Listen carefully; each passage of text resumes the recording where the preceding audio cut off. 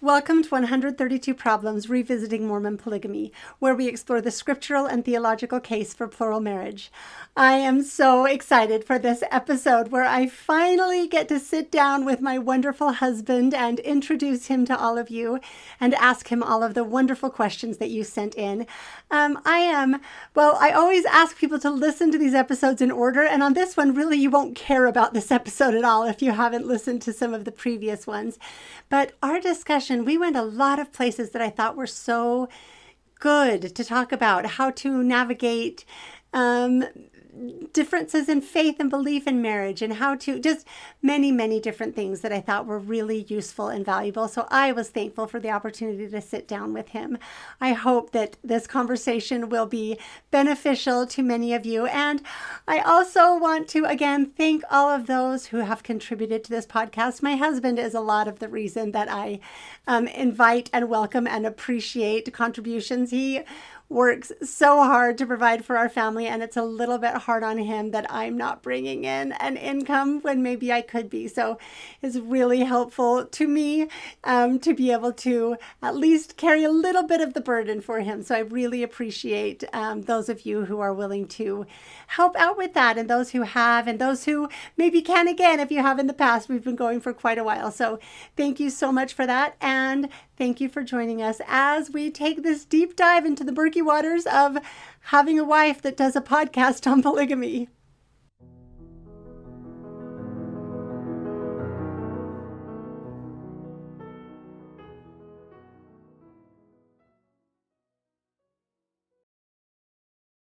Welcome to this very special episode of 132 Problems. I am here with my favorite person. This is my husband, Shane, who Hello. very kindly agreed to come on this episode with me, which only took a little bit of arm twisting, right? A little bit only of prayer. a year or something. Yeah. So I'm so thankful to have him here. We have looked over your questions. I wanted to be able to just thank people by name, but I ended up needing to consolidate all of the questions so that we can do it in a better format. There was a lot of overlap among the questions. First of all, thank you so much for sending them in, and we'll have a bit of our discussion too, but I really wanted you to get to know Shane and him to share some of his thoughts on this journey that we've been on. And so first of all, welcome. Thank you. Glad to be here.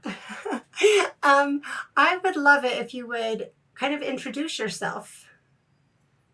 Okay.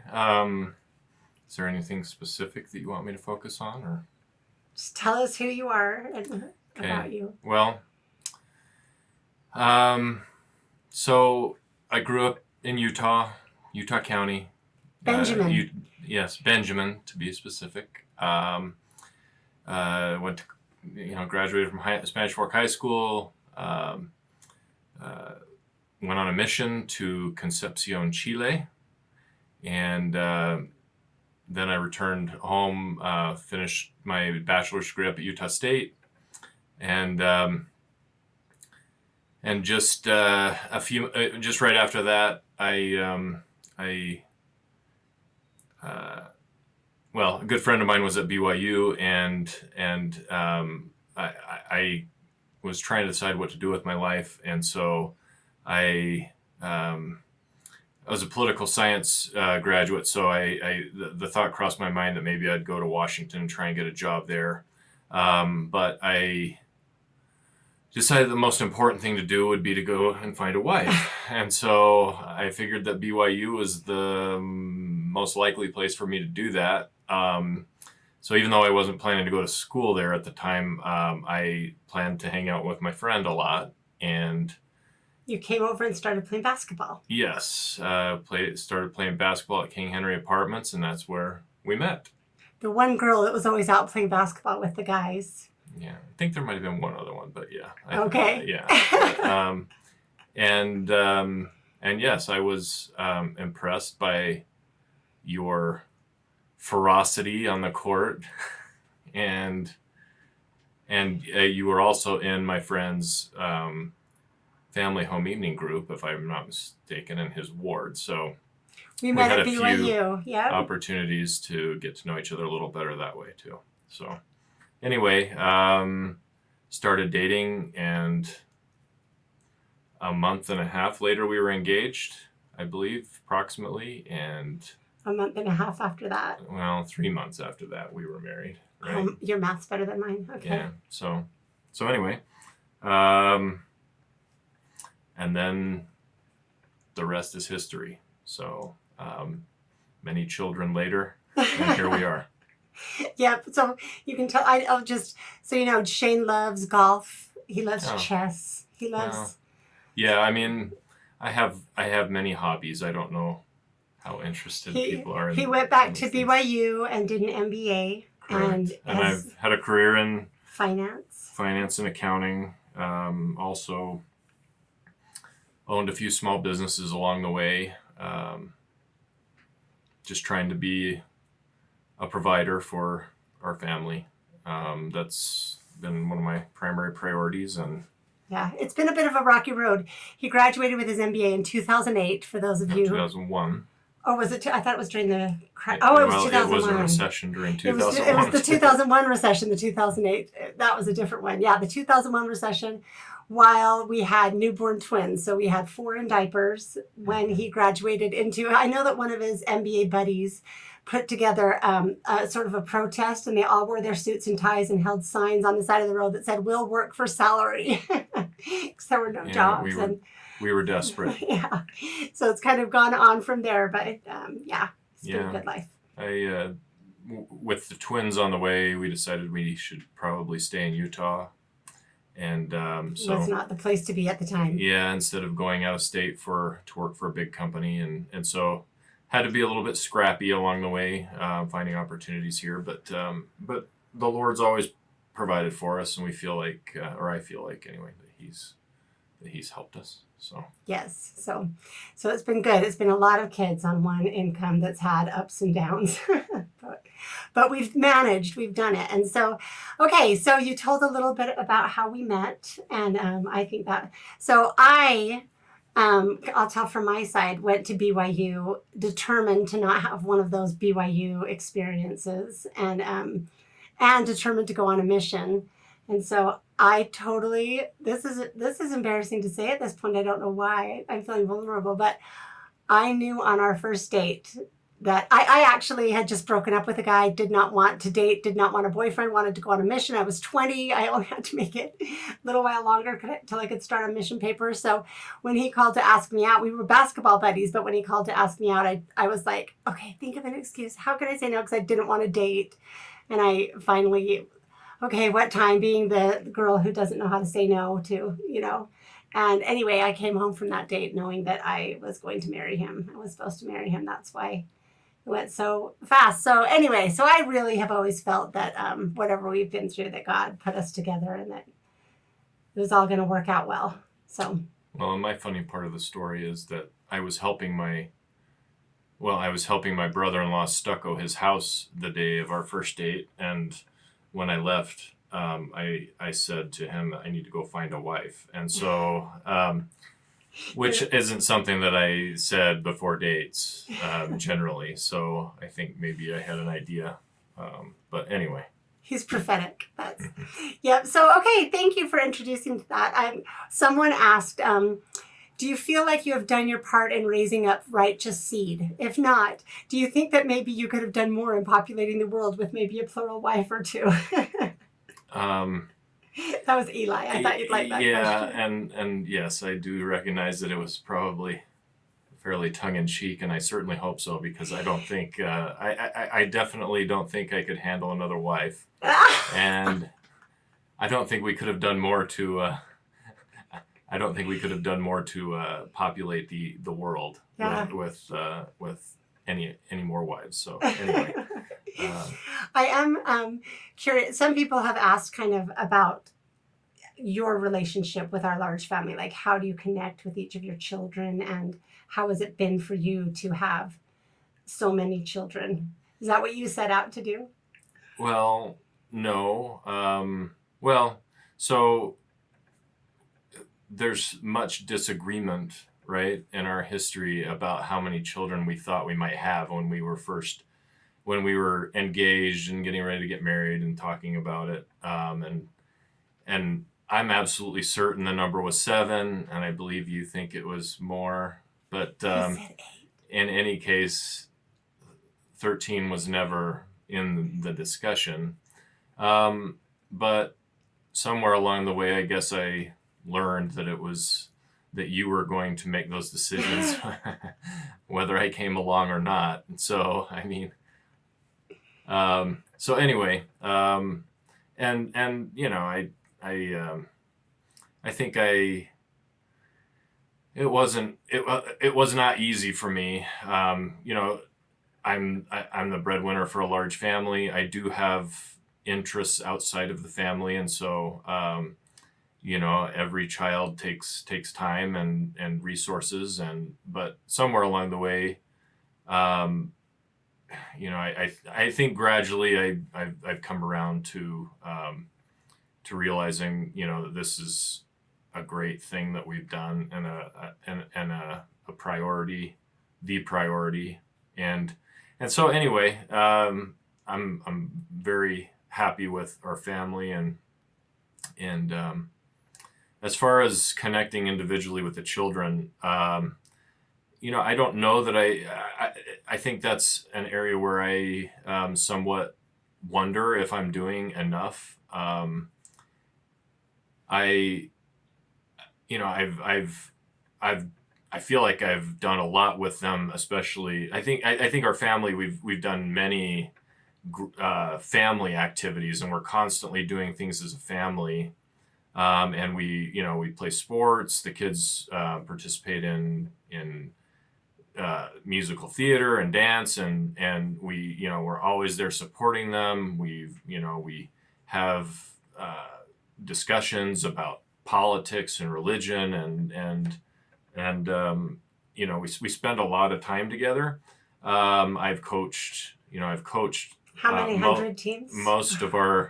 Most of our children at one time or another. I've coached them in soccer, basketball, and so I don't feel like I don't have too many regrets as far as the amount of time, you know, that we've spent with our family. But I do wonder at times if I've done as much as I could or should with them individually. I do think I know them very well, and hopefully they know me.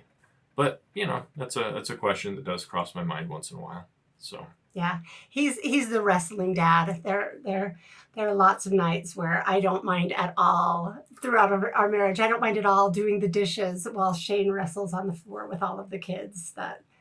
That's been like, you're really physical and active with them and fun. Although that does get harder as the years go by. Now that your sons are bigger than you are. Yeah, the age of cutting that off it gets younger with my frail body. Yep. So okay. So yeah. So there have been some questions about your journey with polygamy. Like, where did you start out? Was it something you thought about it? And if so, what did you think about it? And how did you? You know, I've blamed this whole thing on you, so they know that you're the one responsible. Yeah, I mean, it's been a long time, so it's hard for me to remember all of the details. But I mean, just I was about as orthodox as you could get, you know, and that was, you know, we had many, and we'll probably talk about that a little bit more. We had some conflict about that, but. Well, before we had the conflict, I remember us having discussions about like some of my single sisters, and like, would you, but you know, because polygamy didn't bug me, so we would kind of joke around with. Yeah, like, yeah, we did have those discussions for sure. Like, And I mean, we we talked.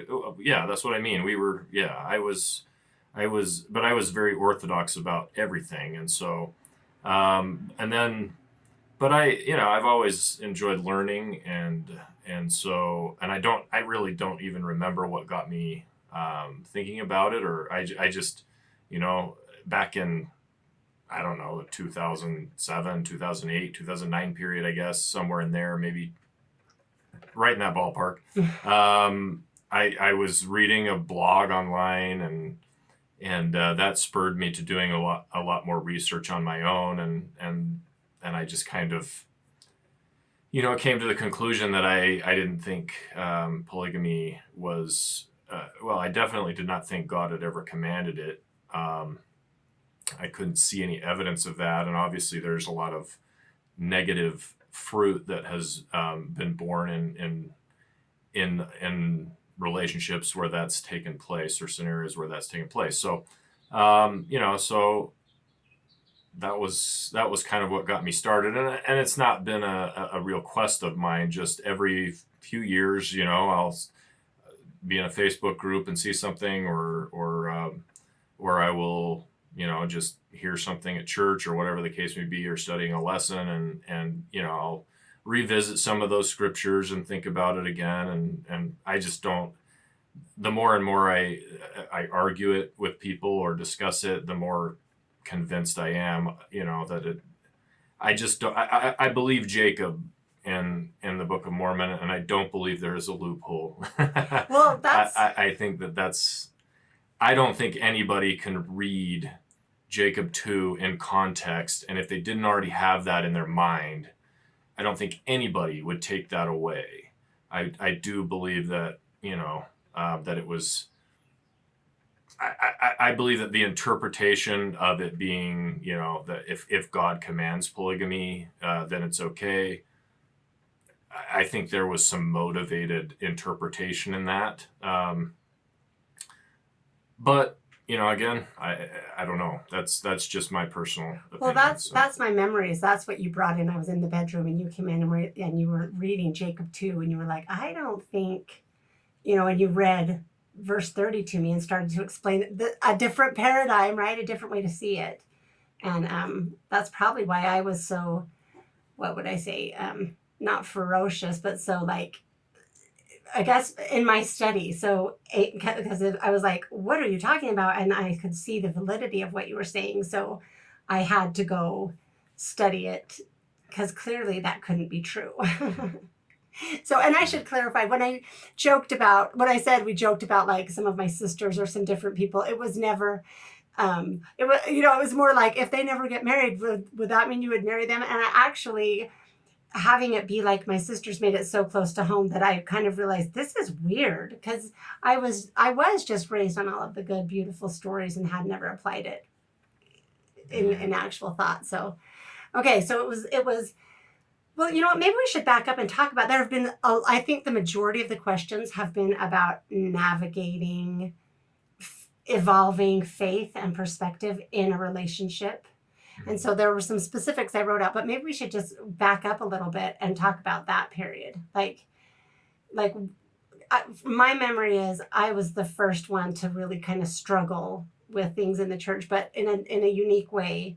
And then why don't you tell what that experience for you, how that was when I was No, I mean, you definitely were. I remember it pretty much all being in this house. So I think it was within the last, 15 years or so. It started in Draper, I think. So I maybe would a say little it's been longer, 17 years or so.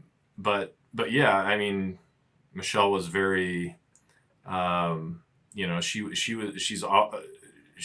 something, spurred her to really become a student of the scriptures. And I just remember, the more that you would study, the more questions you would get. And I'm not sure what my motivation was back then. I think maybe I just, didn't want to be bothered with it. I think I just wanted to enjoy my pursuits and my hobbies and just go to church and have that be the end of it. And just live our lives and so I think, I had gone on a mission. I felt like I had a testimony of the church and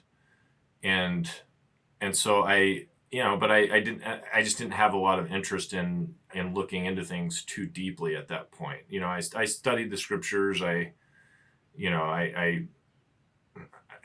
wasn't afraid of studying or anything like that. It just wasn't a real motivator for me. So I think it definitely caused some real frustration for you that because we would discuss these things, and it was frustrating to Michelle that I could not understand where she was coming from, and I wasn't willing to really talk about it. And it was even probably though, frustrating to you that I was so upset. Like, yeah, no, I mean, I have little snippets in my mind of, one time coming home from church and we were in the car and you were, really frustrated about something that you had heard at church that day. I would cry after church on a somewhat regular, well, I'll let you finish. No, that's fine. Because for me, I know that, like, when we had the 4 babies and I would get them all down for a nap and have that, like, precious time to eat some food and to read my scriptures. And I think maybe that I always had been in the scriptures, but that's maybe when I really started to dive in. So that's been over 20 years ago, and then I just kept studying more and more and more. And that was what I would do all day. And so I would always study the lesson to go to Gospel Doctrine or Relief Society and have these insights and epiphanies and these beautiful things I would see in the scriptures and go and be so excited to hear other people's thoughts and to maybe share some of mine. And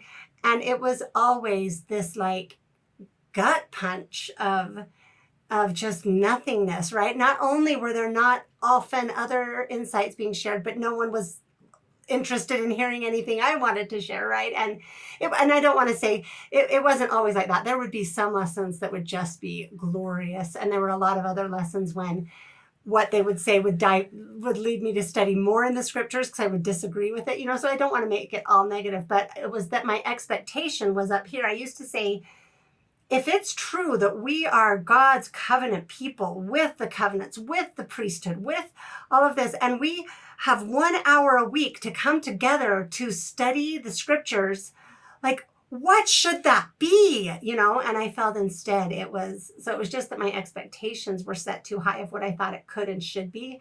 And it was so painful week after week to face that reality of what it too often was. Yeah. And yes, that's how I remember it as well. And as for further context, I mean, I had many, like, very profound to me spiritual experiences, even then in my belief system, where I was at, during that time. And so I didn't necessarily feel like I was on the wrong track.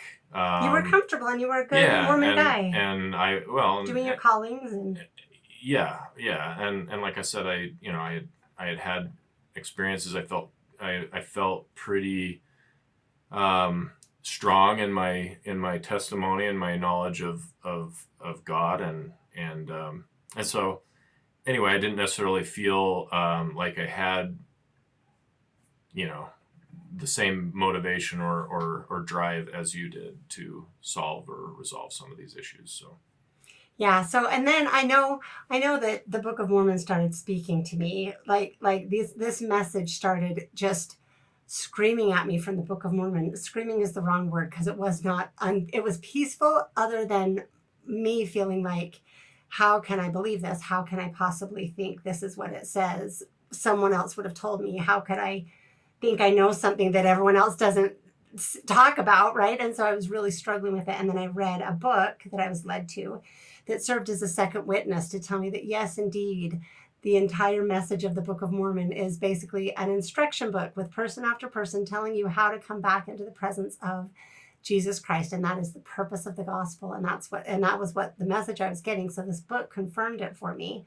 So I think that gave me more confidence. And I started to talk to you at that point. Like I say, I kind of had a reverse faith crisis, because it wasn't that I thought the church was perfect and I started to learn it wasn't. It was kind of like, I thought the church should be all of this. And then I learned, oh, it never was meant to be that. Okay. I was a little bit more at peace with the church, but I wanted you to come along with me to the things I was like I would try to talk to you about it, and you were kind of still set in the standard perspective. Yeah. Right? Well, and there were, I think, doctrinal disagreements that we had, and there was definitely stuff in the history of the church that I think you were becoming aware of that I was not aware of. I'm like, how could that possibly be? And so, tell them your epiphany. Well, I'm not sure if we're talking about the same thing, but anyway, I realized, at some point, I realized that I could go one of two ways. I could either, just completely shut things off, and just say we're just done talking about this, or I could, I could start reading some of these things, and I feel like I try to be an honest person, and so I felt like I couldn't argue from a perspective of intellectual honesty, integrity, if I didn't know what you were, if I wasn't familiar with what you were, with the basis that you were arguing from. And so I started reading some of the same materials, and and my eyes were opened, and not in a bad way, I think in a very good way. And so,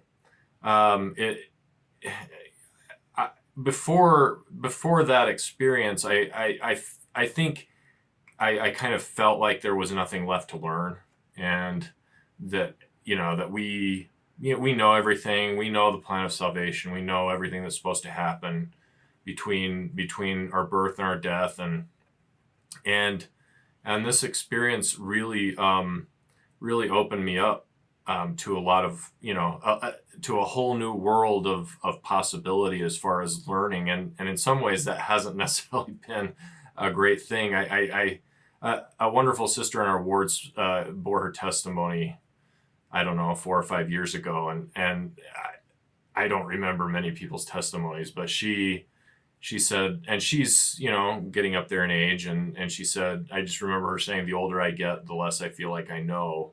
And I was like, amen, sister. And I was not as far down the road at that point as I am now, or as she was, but it as part of that experience, I felt like I had repenting to do, because I had depended on the leaders of the church, I depended on authority my whole life to tell me what I should think and what I should believe. And I always read the scriptures through that filter of current church dogma or doctrine or whatever you want to call it. And so I never allowed myself to consider alternative possibilities in the scriptures. And I at some point I went to the Lord, and I repented. The phrase that was in my mind was depending on the arm of flesh. And for me, that prayer, that particular prayer, led to what I consider to be it was an amazing experience for me, and something that I've always remembered since. And so that's kind of the way I've tried to approach things, over the last 10 years or however long it's been since that experience. So, would you call it a baptism of fire experience? I don't want to. Yeah, well, yes, I do. I would consider. I do consider it that, just because the experience that I had was, and it didn't even cross my mind at the time what it was. I just thought it was an incredible experience. And then you didn't have a name for it at the time. And it was only later, when I went back and read 2 Nephi 31, that and how Nephi describes being able to speak with the tongue of angels, that it hit me that was what that experience had been. And so, anyway, like I said, since that time, I've tried to be open to, everything. Ultimately, I don't fear truth anymore. I don't, that's why we're here. I think too many times we're destination oriented as people instead of journey oriented. And we're afraid that, hey, if I learn something that shakes what I feel to be true, that we're going to feel like, hey, I've wasted 15, 20, 25 years of my life. And for me, I've I've talked about it in lessons before. I love what Hugh Nibley has taught about it, that this is eternity. We're in eternity now. We're here to progress and to learn, and it's not magically going to change after we pass through the veil. We need to be doing it now. And so whatever truth is out there is what I've tried to be open to, and that includes polygamy and everything else. So I love that. I like how you said you're not afraid of truth anymore, because I mean, I know how much I lived in fear as like a sort of, I don't know what the term is, but when I was kind of in the myopic bubble of, like I was raising my children just desperately hoping that none of them would, there's this kind of underlying fear of that something could go wrong from this perfect path, this perfect pattern that we're supposed to follow. And I think the same thing, like, I love the scripture. A seminary teacher had us memorize it in high school. God hath not given us the spirit of fear, but of power and of love and of a sound mind. And so now I try to notice anytime, like, I think, like, some people respond to the podcast, or, some of my guests with some level of fear, like, oh, are they a safe source? And I just feel like throughout the Book of Mormon, we are told how to discern. And it's never a purity test of any kind. It's the spirit, right? Mm-hmm. And so I think that, anyway, I like that's the same for me, just being open to the quest for knowledge, because I find the more I learn, the beauty of seeing how little you know shows you that much more you can learn. When you think, I've said that so many times, when you think you know everything, you're not open to asking or seeking, and you can't learn anymore. So right. I think while it was scary to jump into this place at times, and while it has in some ways made things less comfortable in some ways, do you have any regret? No regrets at all.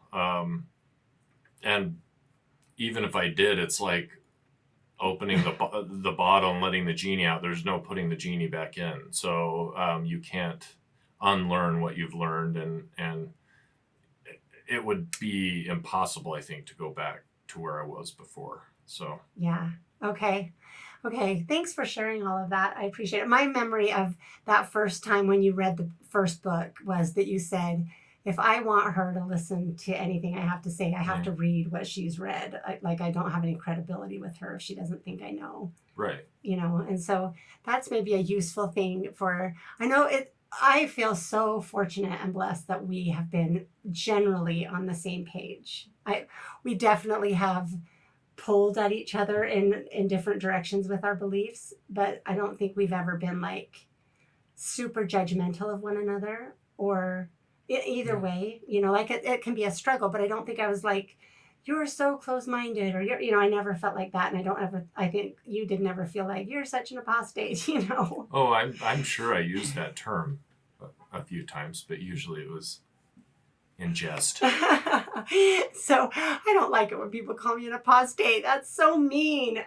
But anyway, so I think as we've progressed, my memory is that once you went like faster than I had gone. Like I struggled and tried to find my way through because I was all alone. And then Shane all of a sudden was like, I'm on this track. I am learning, I am studying. And so he started to have answers and receive direction about things that made me really scared and uncomfortable.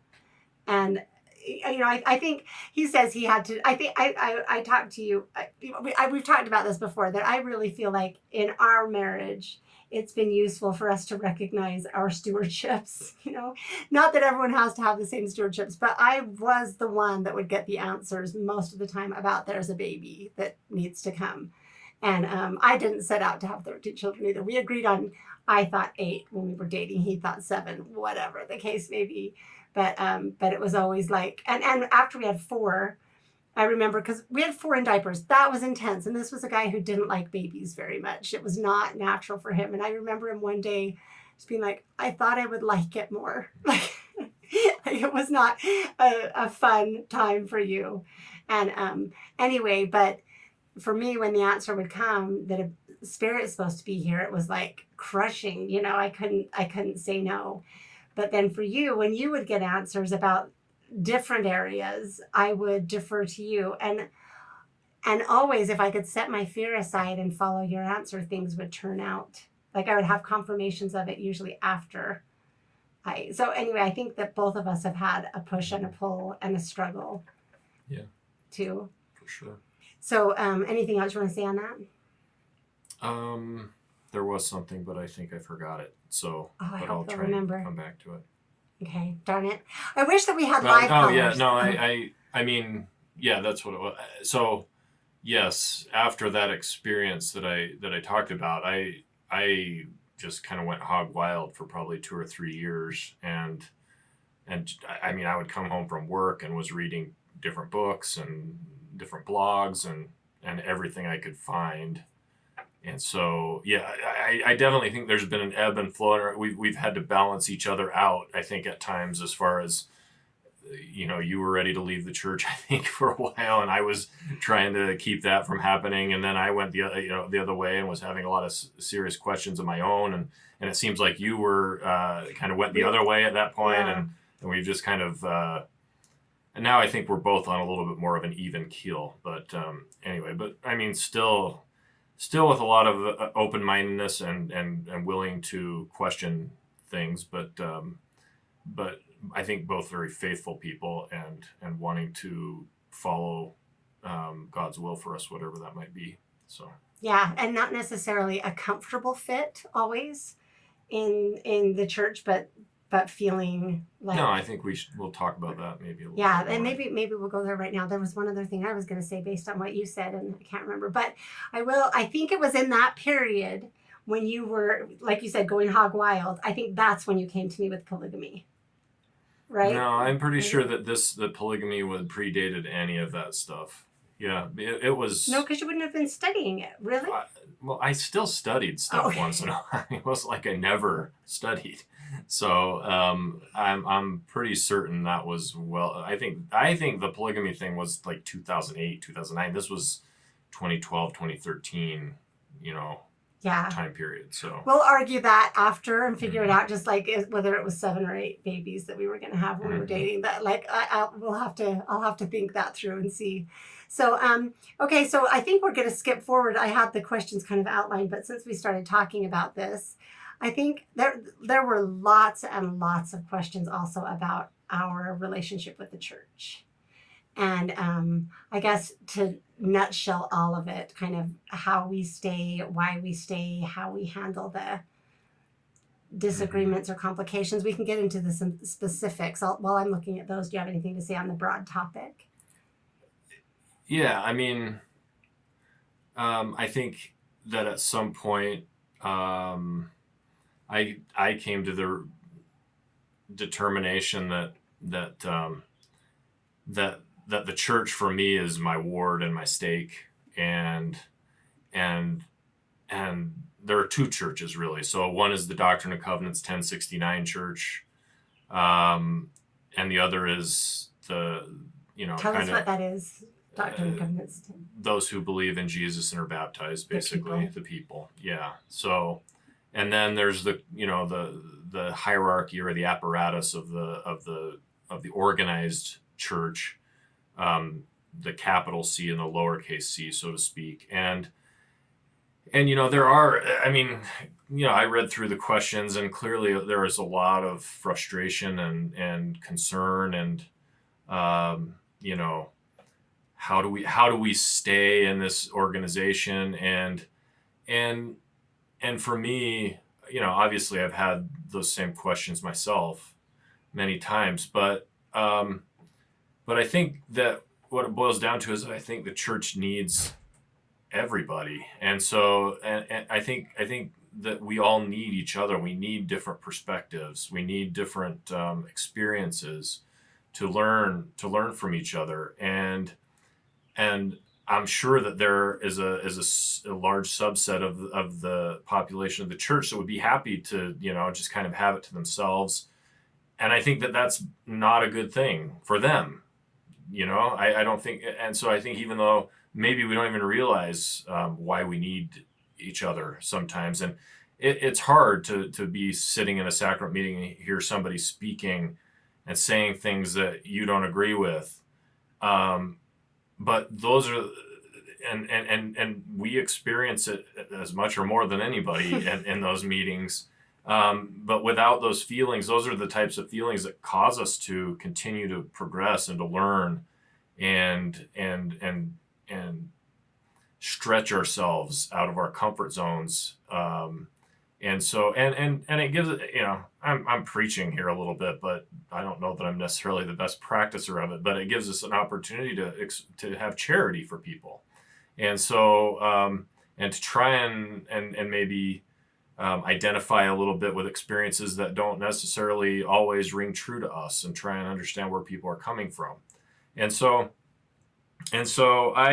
for me, what happens with the capital C church is one side of things that I don't get too invested in, honestly. So for me, the lowercase c church is what I try to focus on, and as long as I feel like there's a place for us in that church, then ultimately, I mean, I've had thoughts about, would I be better off just going on my own experience or with just our family? And I think you've mentioned in the podcast previously about your feeling that this is where you're supposed to be, and I still feel like I'm supposed to be here, and I don't know that that'll ever really change at this point. I've asked the question, maybe it will, but then I'm comfortable with whatever I feel guided to do by the Lord.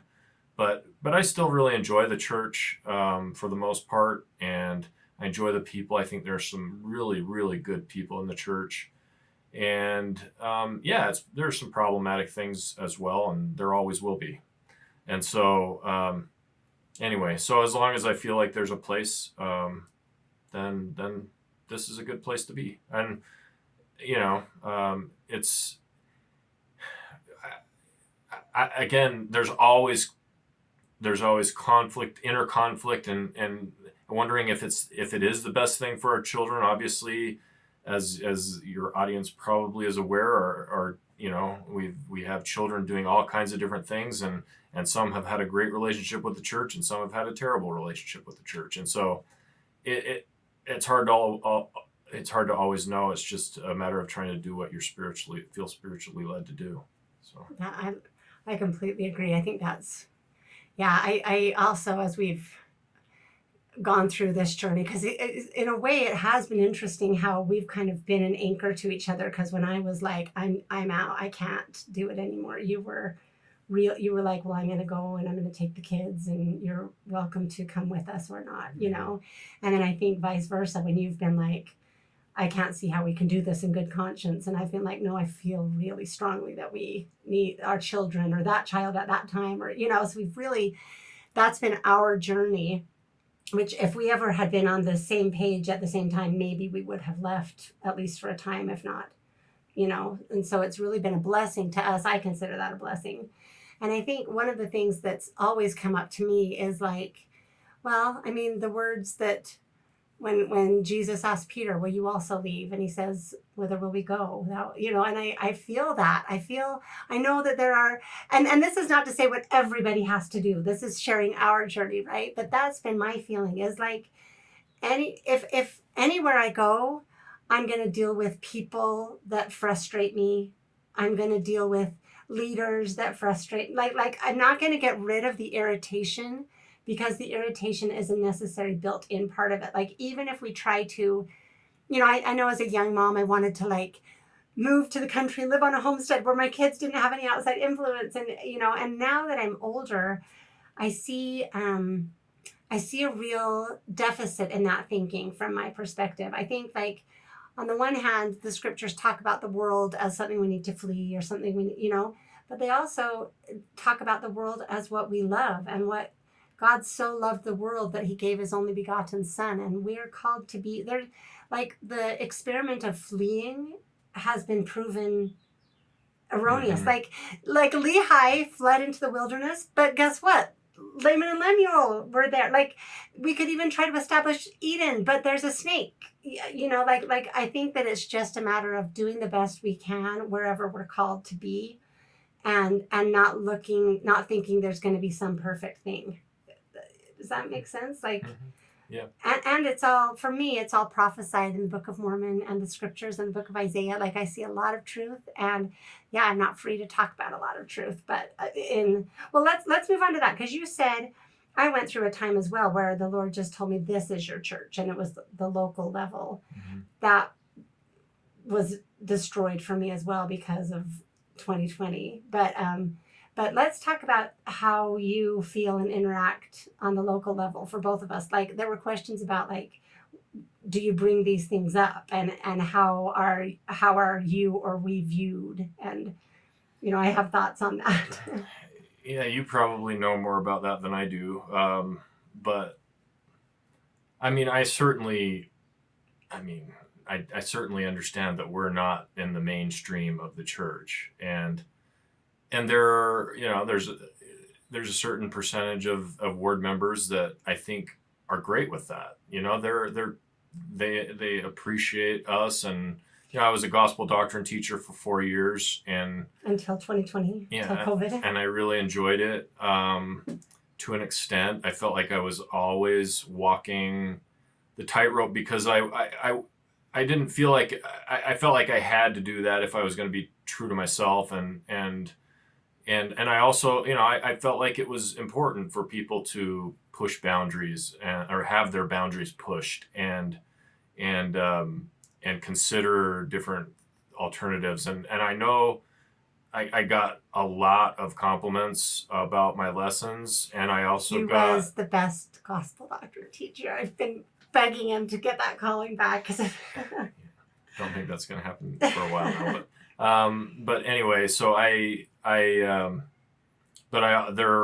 no doubt I would get some pretty crusty looks from some members of the ward as well. And so, but that's, there are other gospel doctrine teachers that probably speak to them. And so, we're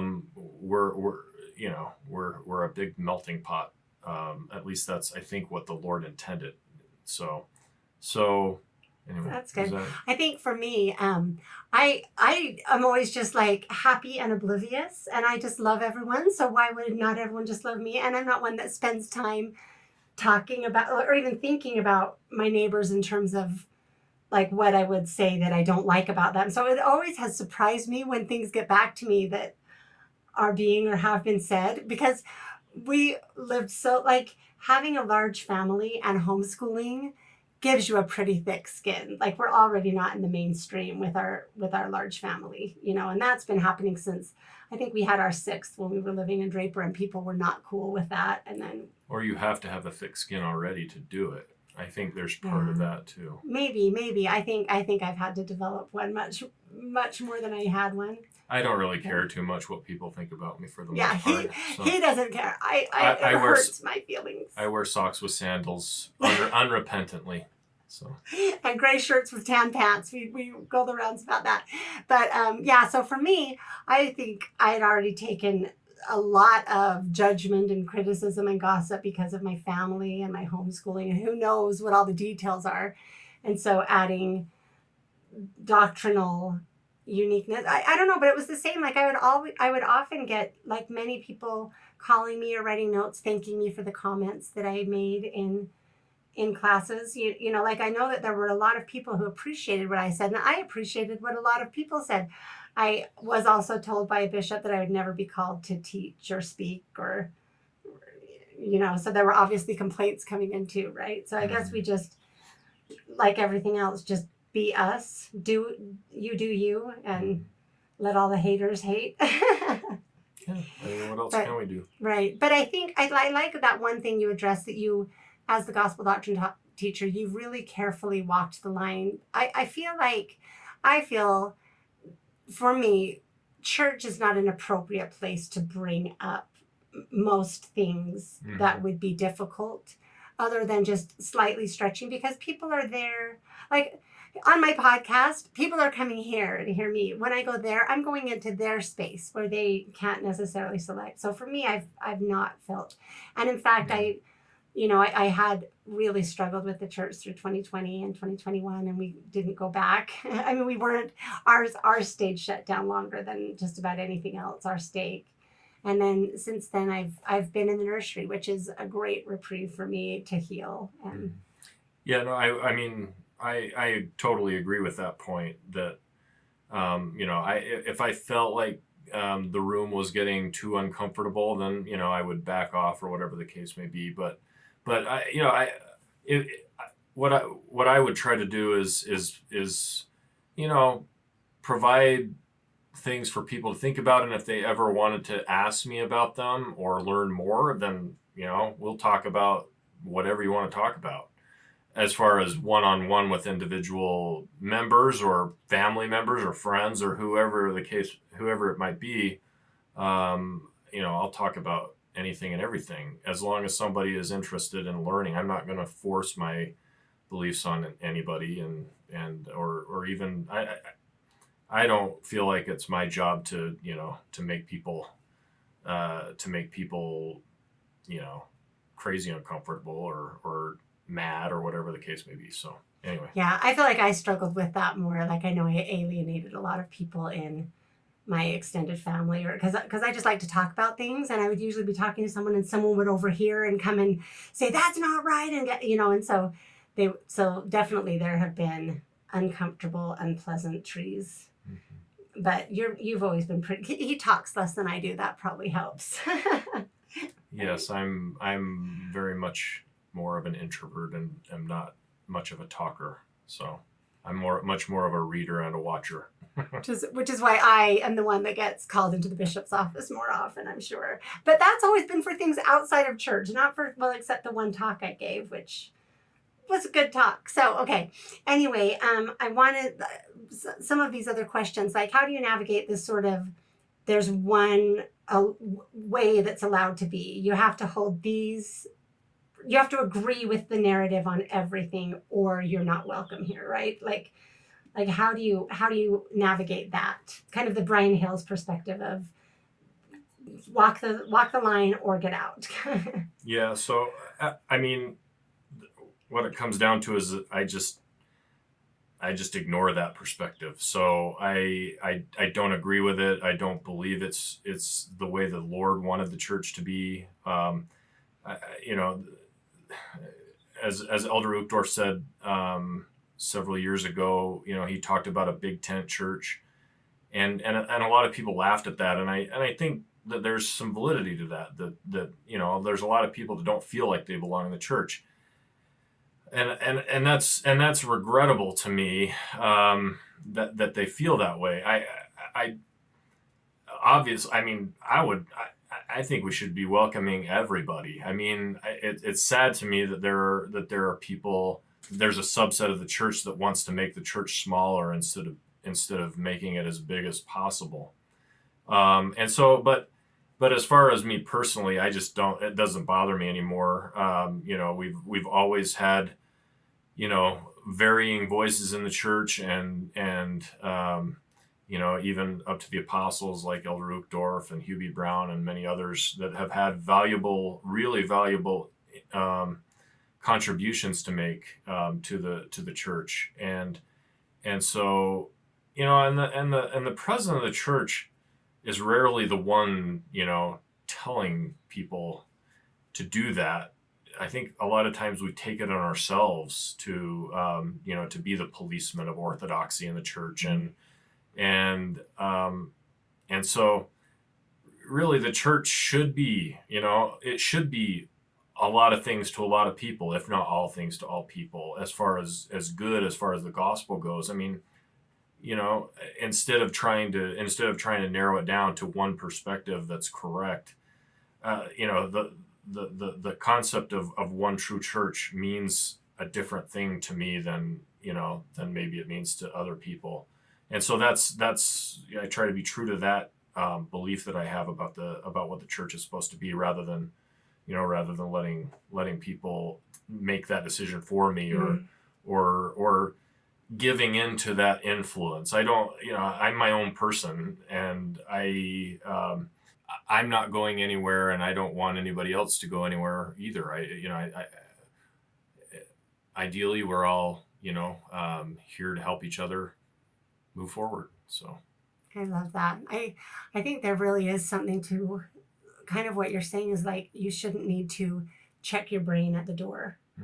And you shouldn't need to we shouldn't all need to be exactly the same to be able to come together. In fact, that's the opposite. I would say that's the opposite of what both Jesus and Joseph Smith taught. Didn't Joseph Smith preach against creeds and say how good it feels to be able to be untrammeled, I think is the word. Yes, thank you. Yep. And then Jesus also brought in all of those who the others wanted to exclude. So I think that's a good thing to recognize, is we can hearken to the call of Jesus and be included even if others would want to exclude us.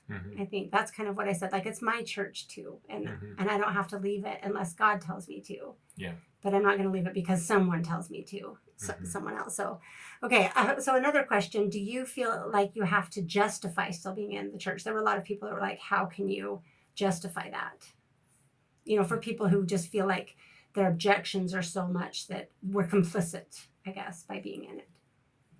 Yeah, I don't know. I mean, I think you can make that claim to an extent. I mean, I don't feel complicit in things that took place 200 years ago. Things that are taking place now with the LGBT community, obviously, and maybe a few other issues like that. Yeah, I mean, that's a little bit of a cause for concern, but we can bring up also, like, some people talked about the global movement, the 2020 and 2021 reaction. I mean,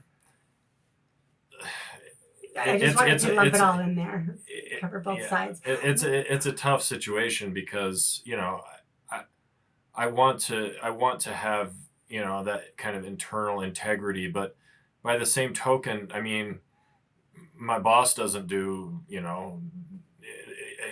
we disagree on a lot of things. I still work for him, and I'm never going to find an employer that aligns perfectly with my beliefs.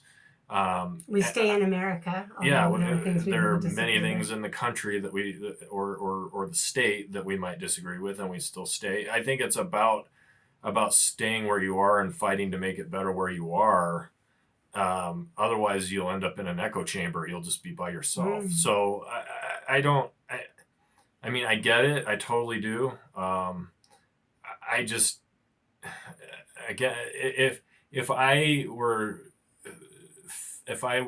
felt like I was called to leave, I think it would be because there would be something outside that I could either bring to other people or that other people could bring to me that I'm not currently getting. And I don't think it would be just because, I need to do that in order to, now don't get me wrong. There is a point, at which you can't affiliate yourself with certain things, but I just don't think the church is anywhere near that point yet. So I also really like the kind of way of living, like some of my core ways of trying to be are, I don't do things motivated by fear or by shame. I really try not to do that. I try to go toward things more than I go away from things. Like for me, I wouldn't leave the church out of objection. I would go to something else that called me out of the church. That's why I would leave the church, is if I was strongly inspired to go somewhere else instead. That's kind of like it's kind of like leave to what? And I know different people have different answers. For us, that's been like, I was going to say, we kind of are in this funny place where we're squished on the one side with LGBT issues and squished on the other side with like very conservative issues, the pandemic response, the global entities, like, like we're getting hit on both sides pretty hard, the vaccine issues, and like my kids haven't had shots for 20 years, something. And so, I mean, I've been on that bandwagon. And so it's been a tricky thing to navigate, but every time we've been really profoundly told to stay. So that's where I feel like we're supposed to be. And I've seen it be a blessing in most of our children's lives, a pretty profound blessing. Yeah, for sure. And to be clear, I mean, I read through a lot of the questions and I definitely get the sense of, what about baptism? What about priesthood? What about I wanted to go through that. All of these authority. It kind of narrows down to authority. Yeah, but there's even more than authority. I mean, there are doctrinal issues. There are questions about everything. And so, everything. And we've entertained all of those questions. And I just don't want anyone to get the perception that that we're considering it all, and trying to be open to everything. And ultimately, it's a matter of kind of putting all of that into a big funnel and trying to sort through it all and sift through it all. And at the end of the day, this is where we are. And it's a constant process of doing that, I think. And this is still where we are. So, and it makes me think maybe that's how it's supposed to be. I don't think that there is the right boat to get on for a comfortable ride. I think it's a one-on-one grapple, like, Jacob that wrestles with the angel. Like, I think it's supposed to be a wrestle. It's supposed to be clinging to God for truth with all of these things. And I also know that I don't want to be hasty on anything because I don't agree with myself over the years. Like, my perspective changes, and the more that's true. Consistency or anchors I have to bump up against, the closer I can come to truth instead of just following what I'm thinking in the moment. Maybe, there's something about that consistency for me. And there was something else I was going to say, but while I try to remember it. Oh, yeah, I guess. Well, okay, I have two places we want to go. I want to say this so I don't forget. You mentioned a while ago that you have a different perspective of what the one true church means. And it cut off both times when I was just about to ask you. You can't just leave us hanging on that. So, but I want to say something else first. So we remember that I want you to talk about what one true church means to you. And in the meantime, also, we did have a lot of questions about the specifics, kind of about authority or validity. Like, I know you were just pointing to it, but what's required and what is valid, like our temple work. Is it necessary? How does it fit in? And is it efficacious? And so I guess for now, I'm preparing an episode on the temple. Questions I've been asking forever, the answers were just dumped into my lap. And it really threw me, like I had a hard week grappling with that until the Lord gave me a different perspective. So as far as the temple question, I'm going to reserve that for an upcoming episode. But is there anything else you wanted to talk to? Like is our baptism valid? Yeah. And is it necessary? Well, yeah, I think we could have an episode on every single one of these issues, or multiple episodes. So I don't know that I want to get too deep into it, other than just to say that I don't know. So I believe that I strongly believe that we need to be baptized. Should we be baptized at 8 years old? I've had many questions about that. I don't believe we can even begin to fully comprehend the covenant that we're making with the Lord at that age. And so that's always been somewhat of a concern. But at the same time, I feel like, you know what, the Lord is the fairest person there is. And I don't think he's withholding blessings from us. If 15 or 20 years later, we finally come to like a much better understanding of what that baptism means, do I think we need to go out and get rebaptized? Personally, I don't think that's what's required either. At least for me, that's how I kind of get along with it. So so is it kind of like what I'm hearing and I'm liking it is kind of like we do the best we can with what we have. Like Nephi said, we keep the law, although it is dead unto us. Like maybe and there's something about the recognition, the realization that we don't know everything that leads us to have a broken heart and contrite spirit and be open to learning more. But we keep doing the best we can with what we are given at that point. And I also think it's so easy to be critical. It is so easy to criticize, and it's so hard to build or to create or run something effectively, right? It's way easier. And so I think it's really easy it's so easy to criticize the church. And maybe it's harder to help build it in productive ways. Well, they make it easy. I know, sometimes. I know. But no, I completely agree with that point. That even though I think in a lot of ways my nature is to be more intent on destruction, I probably made it sound like I probably glossed over that a little bit. But no, I mean, there are times when I think, hey, we need to burn everything down. But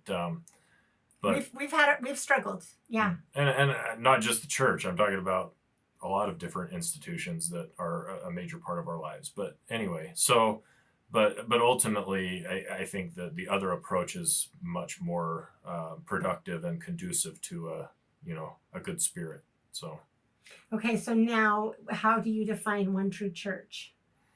Well, I mean, as I mentioned earlier, the DNC 1069 version is the true church to me, and one of the primary reasons that I stay engaged with the church is the Book of Mormon. So I have a what I would consider a burning testimony of the Book of Mormon, even though many times I wonder how I navigate a lot of the issues around it, but I just find so much worth in it. And so When the issues in it, do you mean if it's coming forth? Or historicity, it's provenance, it's everything. Some of the questions, the anachronisms, blah, blah, blah, blah. Okay. Yeah, I mean, there's just so many questions about how it came about, and the fact that Joseph Smith rarely taught from it, in the church there are mind-boggling issues around it. But I love the book, and even with the problems, and so the church that has that teaches from the Book of Mormon and for which the Book of Mormon is an integral part. I'm gonna that's one of the main things to me that makes the church true. So anyway, as far as all of the truth claims of the church, no, I can't say that I am a believer in all of the church truth claims, or as far as I have a lot of questions about priesthood authority, about the temple, and far too many to go into, I think, in this particular maybe session. He'll come back for future episodes. Maybe. I think there's also something about God honors our righteous efforts and our righteous desires, and I think there's a lot of power in our goodness. And I guess when you say you're not certain, you're not throwing it out. You're just not. Like our son that's on a mission right now, someone asked a lot about authority, and like that was the mission. It was like, we are the one true church that has the one authority. And I think that has not been our perspective at all. Like with our son, we've tried to help him, like as we have talked or, prepared him to go on a mission. He's doing it now, but I think with all of our kids, that has not been our focus. That's not the way we approach the church at all. It's a beautiful vehicle for people to be in while they come to Christ. And I do know for a fact that it is possible to come to Christ, and it is as possible to come to Christ in this church as it is anywhere else. I have not ever felt that my relationship with God has been impeded by the church. My relationship with the church has been impeded with the church, but not my relationship to God in any way. Yeah. No, I absolutely agree with that. So, okay, on that line, we have a couple of specific questions. I don't know that we'll have time for the COVID question. We'll see if we have time. But there's just someone wanted to know how our experience was during that, and that's a deep. We'll just wrap it up and say hard, not good, hard, not good at all. But still, we were miraculously told to stay. So we can come into that more a little bit, maybe if we have time. This question is, how would you feel, or how would we both feel if I got excommunicated? I have no idea. I mean, how I would feel. I think it's difficult to say unless you go through it. But I would like to think that I wouldn't feel like your eternal soul was in peril. I don't believe that would be the case. I think that the impact would be more on the social aspect of things. All of our or most of our neighbors are members, and you wonder how they might react if that happened, and so I suspect there would be a lot of change that would be problematic. Like we'd almost have to Potentially. move. No, but I We don't didn't know. move any of the other times, so Yeah. we didn't move in 2020 or 2021 when it felt like we needed to. For me, I've always felt like if it ever happened to me, I would just keep going and being, and being there and making them look me in the face. So, obviously I wouldn't be taking the sacrament or whatever the case may be, or I'd be sneaking it, whatever, or doing it at home. But I've always, I mean, part of what keeps me going is that it's not just the leader's church. It's everybody's church. It's my church. It's obviously the Lord's church, most importantly. And so, but that doesn't mean that every leader makes a perfect decision. And so I'm going to keep doing whatever the Lord, whatever I feel like the Lord wants me to do. But as far as if you got X'd, I'm sure it would be far more difficult than what I currently expect it would be. So. Yeah. And I don't know if I've shared this before. If you've heard this before, forgive me or fast forward. But I have actually faced this question twice. Well, it goes a lot longer ago than that. But when I was told to start the podcast, I had to grapple with the possibility and what, like, that's when it really hit me. And then when I was called into the stake president's office several months ago, that wasn't a year ago, was it? No, that was like 3 months ago. Oh, was that all? Yeah. Oh, my memory's not good. But I was called into the stake president's office, and in those days, until I had to go, I really had to struggle with this, and the Lord is just so good, because this has been hard. It's been hard to have this weight on me. Someone asked about our board. I forgot to say, like, I've never brought my podcast up at church. I've told a couple of friends in the board, because they're my friends. And then a couple of people in the board have come up to me and said, I love your podcast, which, oh, really? Like, I didn't have any idea they were listening. And that made me feel so good that, like, they knew what I was doing and didn't hate me or reject me, like, I love that. But as far as when I was called in, that was a sidetrack I went on for a reason and I forgot. But when I was called in, I really had to grapple with, like, what will I do? Like, it was so stressful. And the Lord just finally said, like, what is asked me, what's the worst case and the best case scenario? So I really thought it through and was like, okay, this is the worst case. This is the best case. I came up with those. And then the Lord asked, what do you most want? And I guess the worst case scenario was like an ultimatum, take it down or you're out. Or even worse, like, it's too late. You've done too much damage. You're out, And the best case scenario seemed impossible, which it ended up being just kind of a just checking in, meeting of the minds, But, and then, so when I got the best and worst case scenario, the Lord said, what do you want? Kind of just this deep, like, what do you most want? The questions from the Lord are much more profound than you can communicate them in words. And I just knew immediately I want to do what you want me to do. I want to do what I'm here to do. And on the one, and it felt like if I would face excommunication or if I would face an ultimatum, it felt like I couldn't do that, because if I was told to take the podcast down, and this is what the Lord is telling me to do right now, then I couldn't do it. And if I got excommunicated and lost sort of my connection to the church and my ability to communicate with active church members to some extent, then I couldn't do what the Lord is telling me to do, So when I realized that answer, like it felt still hard, but the Lord just told me, no one can take that away from you. Like, no one can take away from you the ability to do what you're here to do and what you're commanded to do. And so that was such a comfort. And then we went, and it ended up being the best case scenario. We just have wonderful leadership who are open and, they're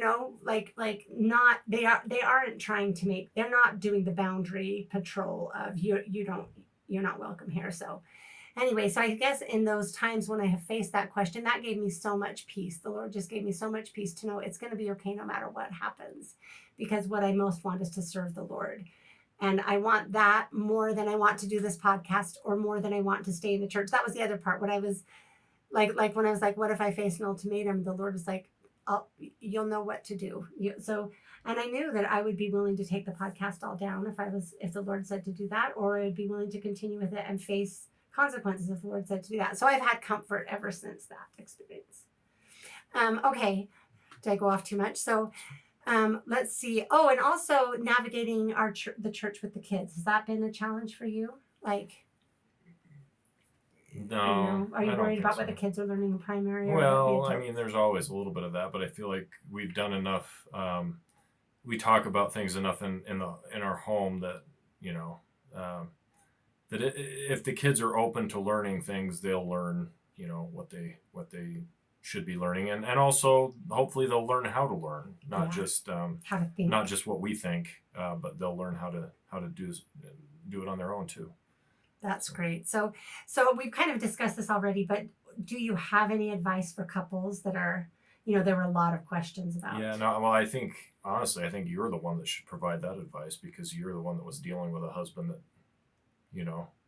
wasn't necessarily open to what you were talking about. So I think in general, and I can use this example right now, I spend more time talking to the Lord than to my spouse about things that I'm struggling with. At least I do that at my best, and I try to do that. This last couple of weeks was really hard. In addition to everything with the podcast, I've had an infection in my jaw that has just been killing me, and on top of the stress. So I was desperate for, I really have felt like I need to do an episode every week, and I couldn't do it. So I asked Shane, and he was like, no. So I spent a couple of days just talking to the Lord, and Shane came home from work on Monday and was like, okay, I'll do it. And that makes it sound like I'm controlling him. I'm not at all. Just I have found going to the Lord to be efficacious and miraculous. And I never say, please change Shane. I say, Lord, this is my situation. This is what I'm feeling. Can you show me the solution? If it's to have Shane on, can you soften his, sorry, I don't mean that you had a hard heart. Can you soften his heart? Or if it's change my perspective. Change his perspective. Is what I would. Yes, that's better. Or if it's something else, can you show me that? Right? Because I rarely go to the Lord to change my husband's perspective, but I often go to the Lord to ask for perspective and to ask for help to bring our perspectives into alignment. I've shared the example of having Abigail when I was so strongly inspired to have an unassisted birth. And that was not easy on my husband.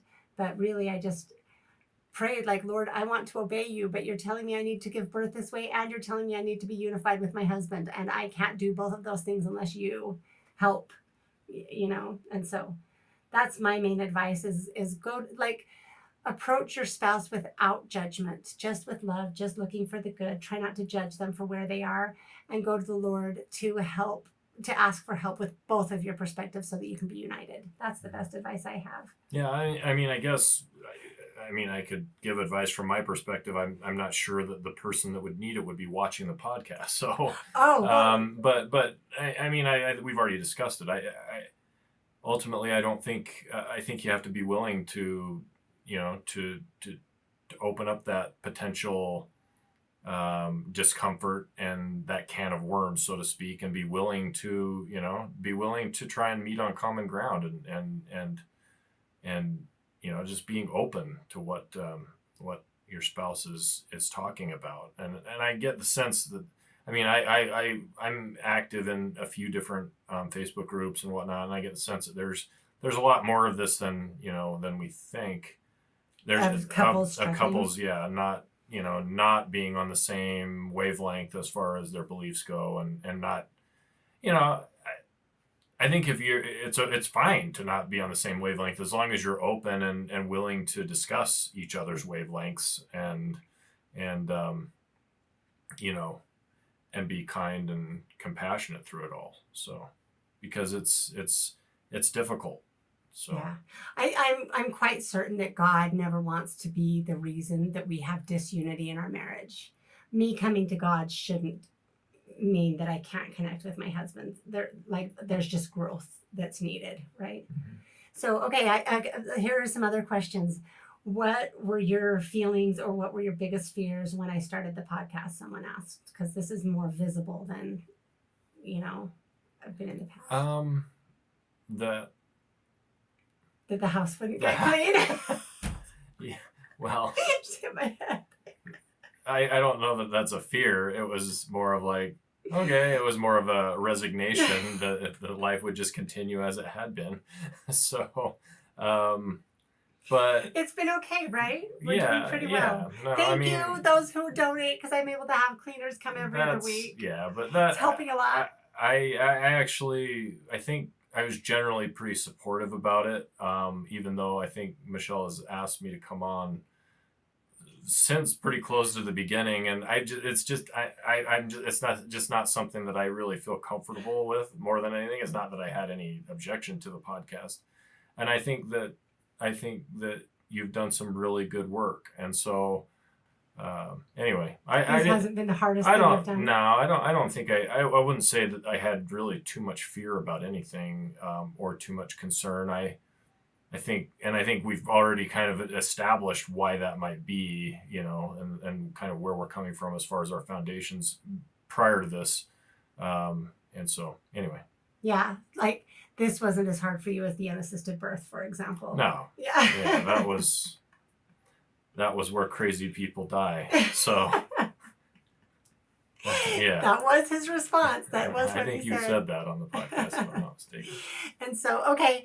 So there were a couple of other questions. Oh, someone asked, well, I guess just I'll broaden the question to how do you engage with the podcast? Because sometimes I'll ask, do you watch the episodes? Do you not? Do you kind of? And do you ever feel kind of protective? Someone asked, like some people have said that they feel protective of me when guests are aggressive. Yeah. So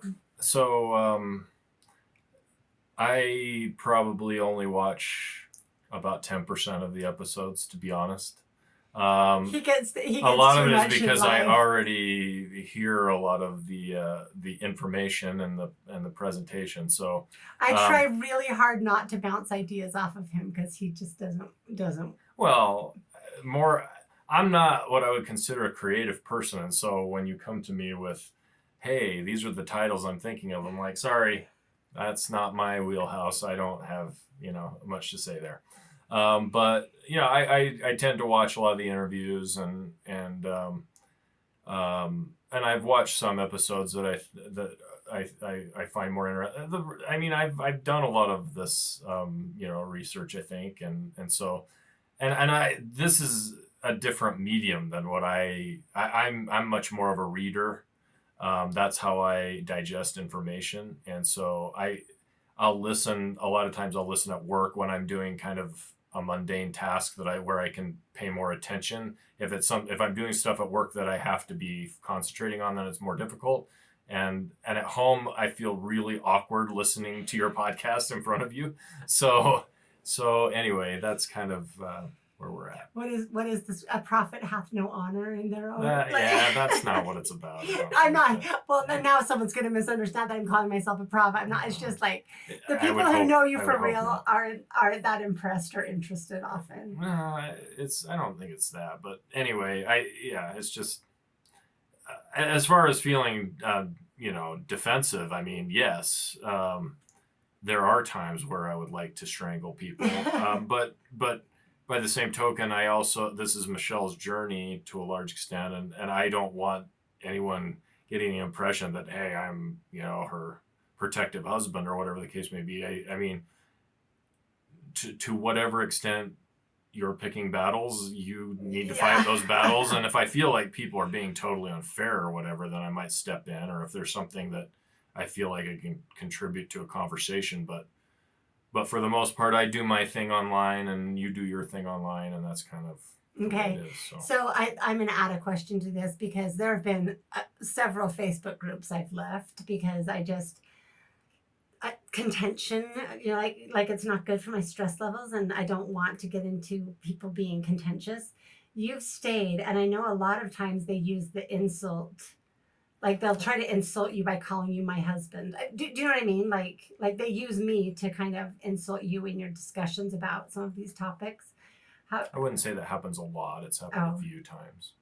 But that makes me want to strangle people. I get so mad when people do that because they're kind of like. But I'm like, whatever. Okay. I'm my own person. If people don't see that, that's not my problem. You're confident in your manhood. You don't have to exert. I think I am.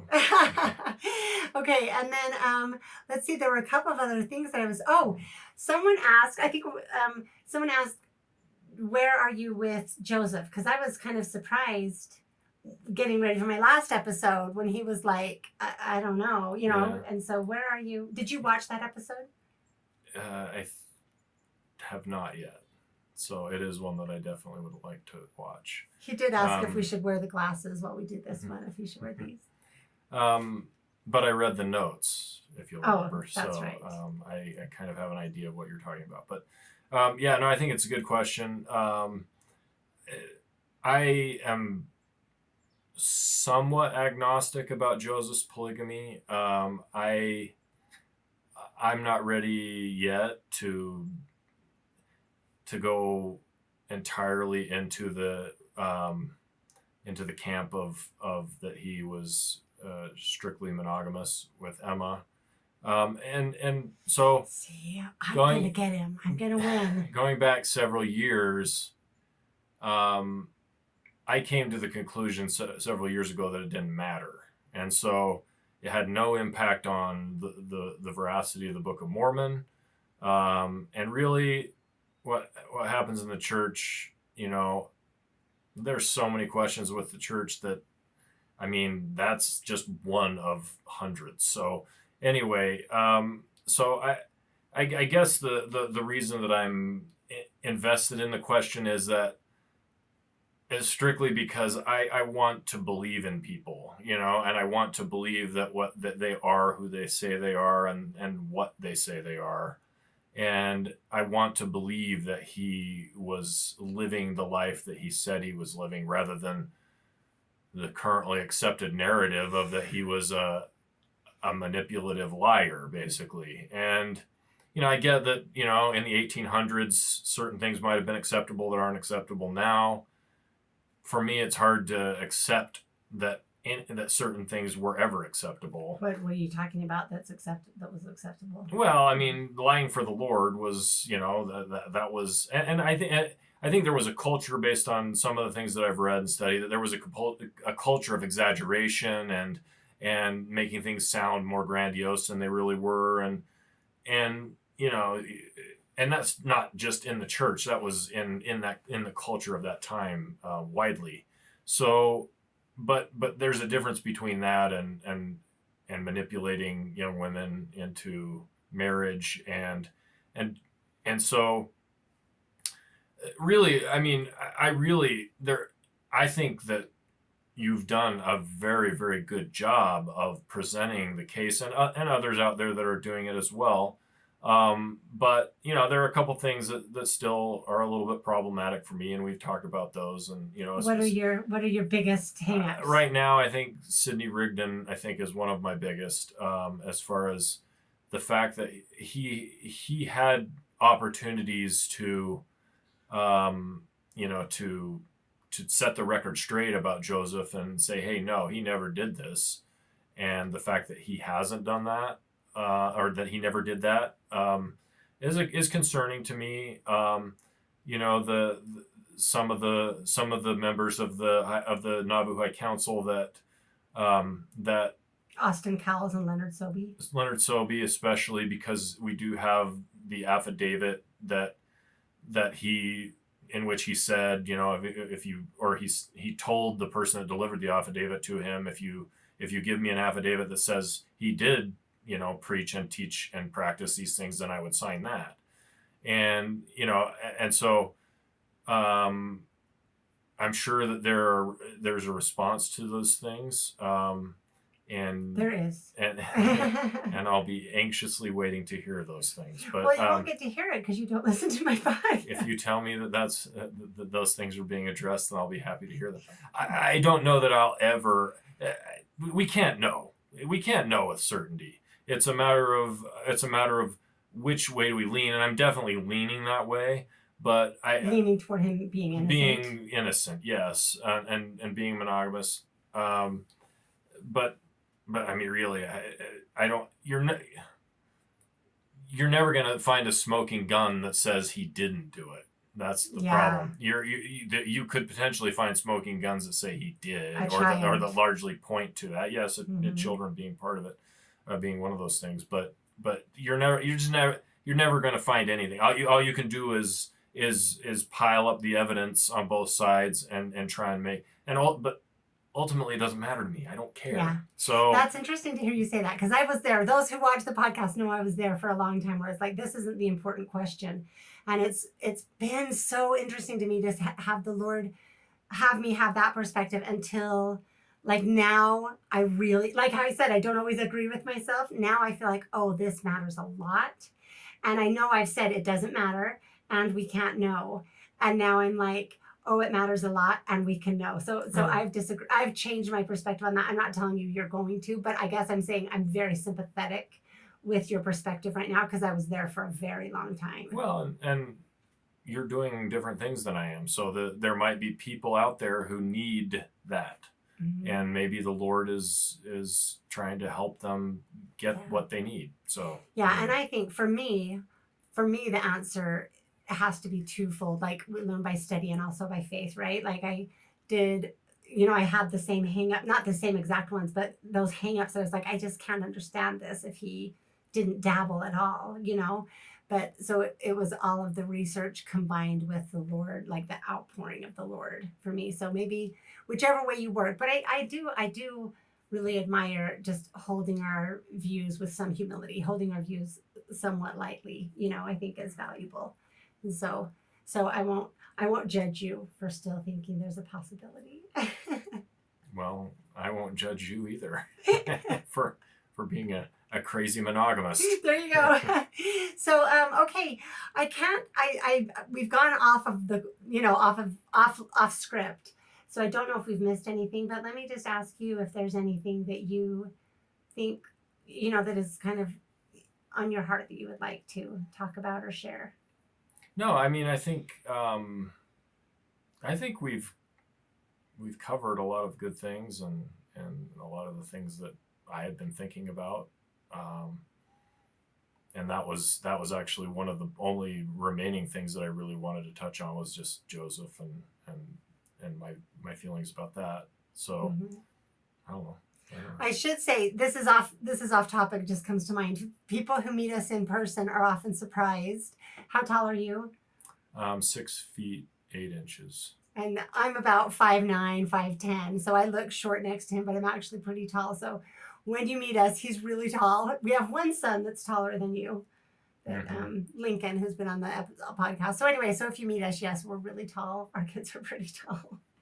And then let's see. I guess I just think, would you feel comfortable telling us your feelings about the Book of Mormon, the gospel, the path you're on, Jesus Christ? I guess I'm asking if you feel like you would like to bear your testimony of anything or share any thoughts that you have. Well, I think I've done that a little bit. To some extent.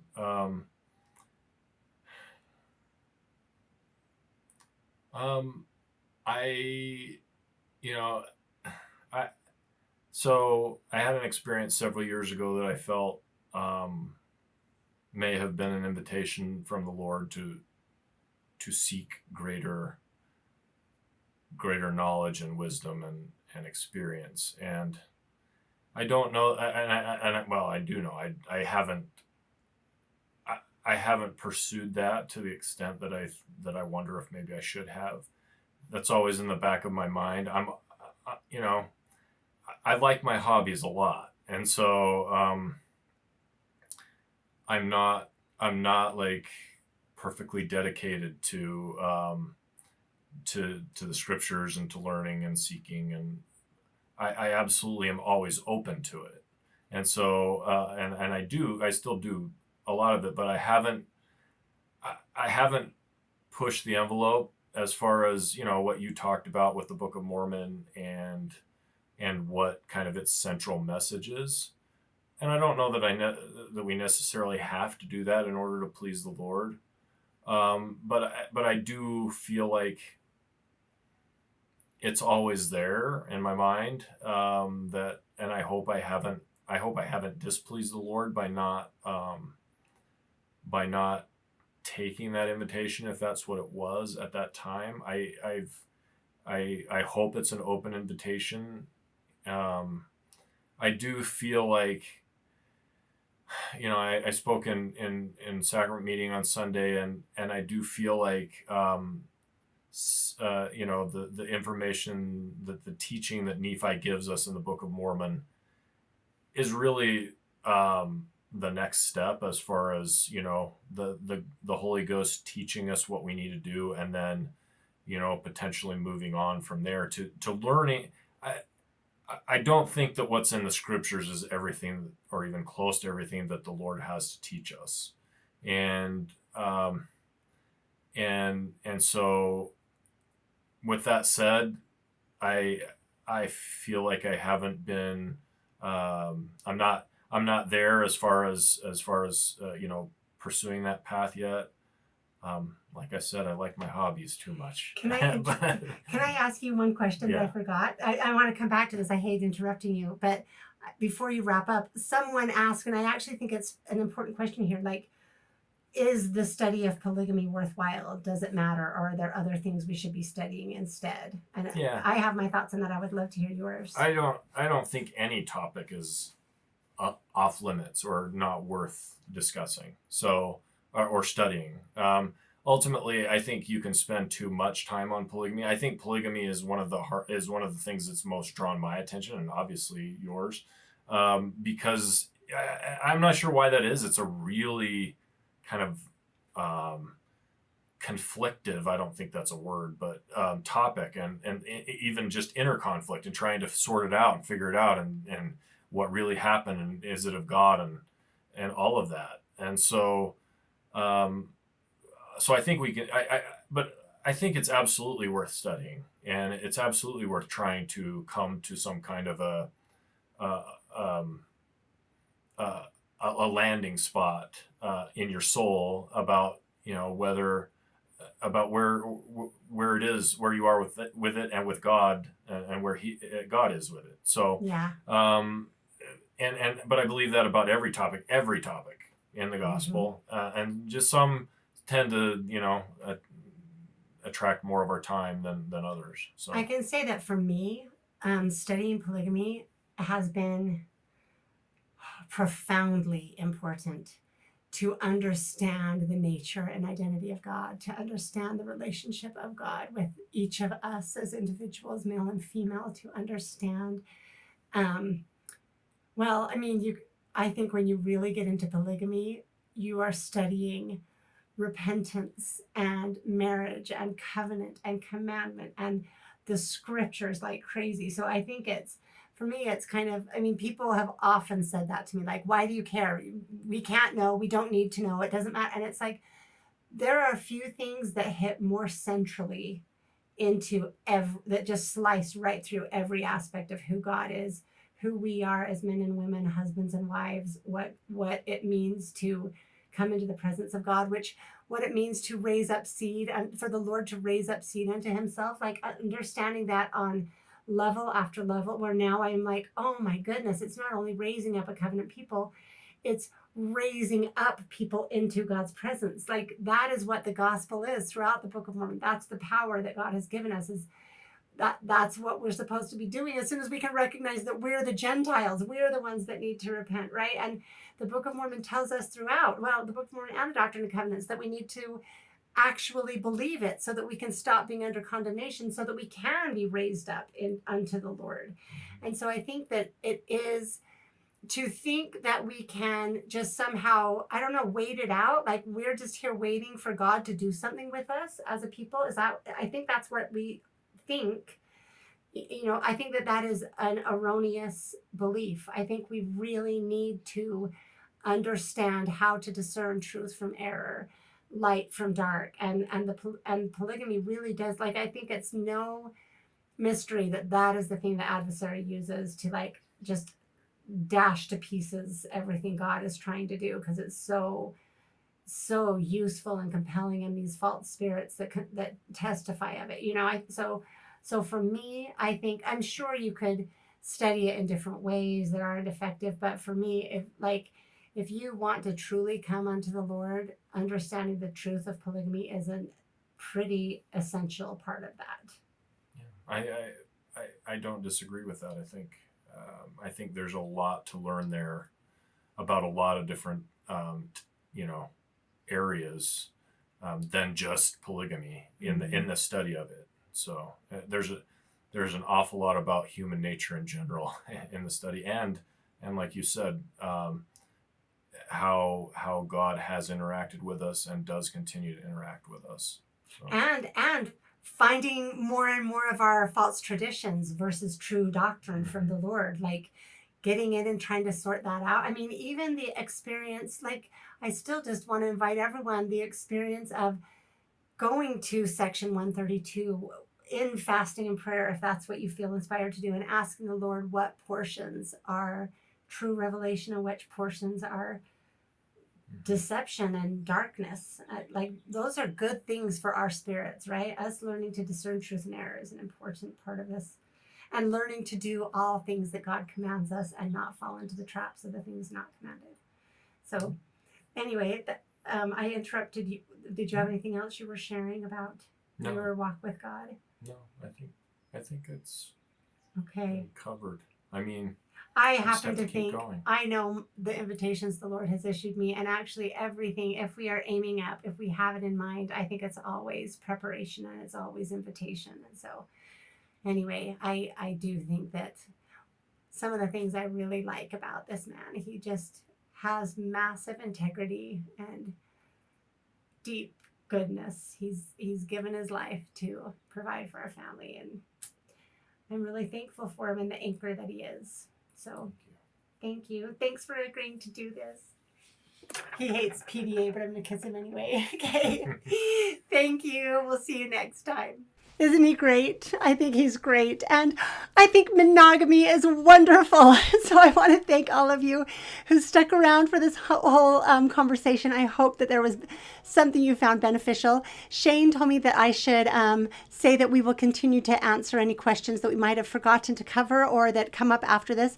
We will be happy to continue to engage with those in the comments of the video.